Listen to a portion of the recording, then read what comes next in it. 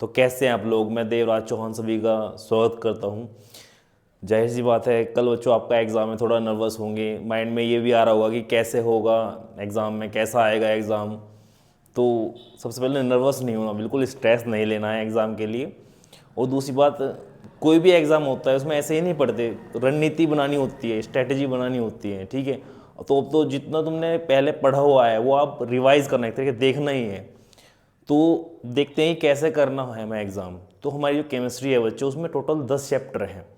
10 chapter में 3 chapter physical chemistry के, जिनमें विलयन, वैद्युत रसायन और रासायनिक बलगति आता है। 2 चैप्टर अकार्बनिक रसायन, इनऑर्गेनिक केमिस्ट्री के, डी और एफ ब्लॉक के तत्व, उपसय संयोजी यौगिक है।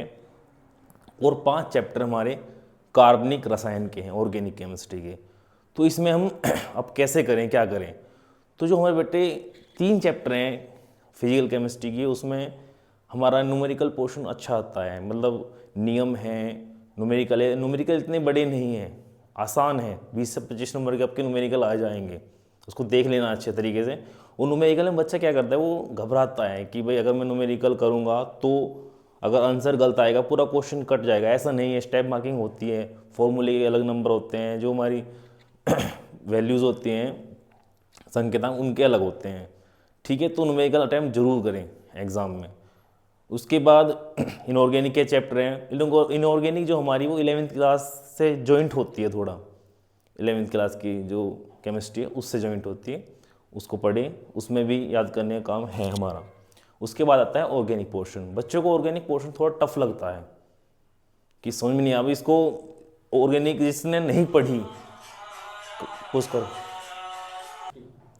तो बच्चे, हम बता रहे थे कि जो बच्चे ने जिसने ऑर्गेनिक नहीं पढ़ी वो ऑर्गेनिक में टाइम वेस्ट ना करे अपना, ठीक है। एटलीस्ट ऑर्गेनिक में इतना कर ले कि वो नेम रिएक्शन, कुछ नेम रिएक्शन याद कर ले, कुछ अपना नेम रिएक्शन याद कर ले, ठीक है।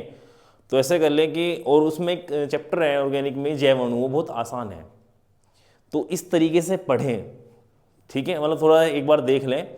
दूसरे बच्चे क्या है कि अब एग्ज़ाम हॉल में आपकी मानसिक स्थिति कैसी होगी, मतलब पेपर जब तुम्हारे पास आएगा तो क्या होगा। तो सबसे पहले जब तुम्हारे पास पेपर आए, पेपर देख कर घबराएं नहीं, पेपर को अच्छे से पढ़ें, रीड करें 10 से 15 मिनट। अब होता क्या है कि पेपर ऐसा नहीं बनता है कि सारा का सारा तुम्हारे साथ आता होगा, A to Z जितने 6 के 6 क्वेश्चन तुम अटैम्प्ट कर सको, ऐसा नहीं होता है। पेपर को ध्यान से पढ़ो, उसमें 3 तरह के क्वेश्चन तुम्हें मिलेंगे। एक तरह के क्वेश्चन कैसे होंगे, जो तुमने पढ़ा एकदम तुम्हें आते हैं, तुमने पढ़ा एकदम तुम्हारे से आते हैं वो। दूसरा कि हाँ, तुम्हें लगेगा कि ये क्वेश्चन मैं कर सकता हूँ, थोड़ा टाइम लगेगा इस क्वेश्चन में बट हो जाएगा, एक तरीके वो।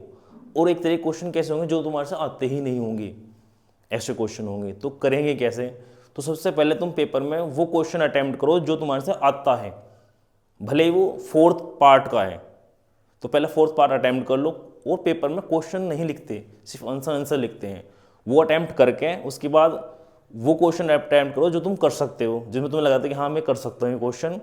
उसके वो करने के बाद फिर अगर टाइम बचता है तो वो क्वेश्चन करो जो तुम्हारे से नहीं आता। अब उसको कैसे करे सर, वो तो आता ही नहीं है। सपोज करो उसने ग्लूकोज के बारे में पूछ लिया और तुम्हारे से मतलब कार्बोहाइड्रेट पता है, तुम्हें कार्बोहाइड्रेट क्या है, ग्लूकोज नहीं पता है, तो तुम कार्बोहाइड्रेट के बारे में थोड़ा सा लिख सकते हो। भाई तुम नहीं लिखोगे तो नंबर नहीं मिलेगा। एटलीस्ट ना करने से बेटर तो कुछ करना ही है कि तुम कुछ कर लो, ठीक है। करने के बाद वो कुछ ना कुछ मार्क्स तो मिल ही जाएंगे। तो इस तरीके से एक स्ट्रेटेजी बनाओ और कीप काप माइंड हो, ज़्यादा स्ट्रेस ना लो।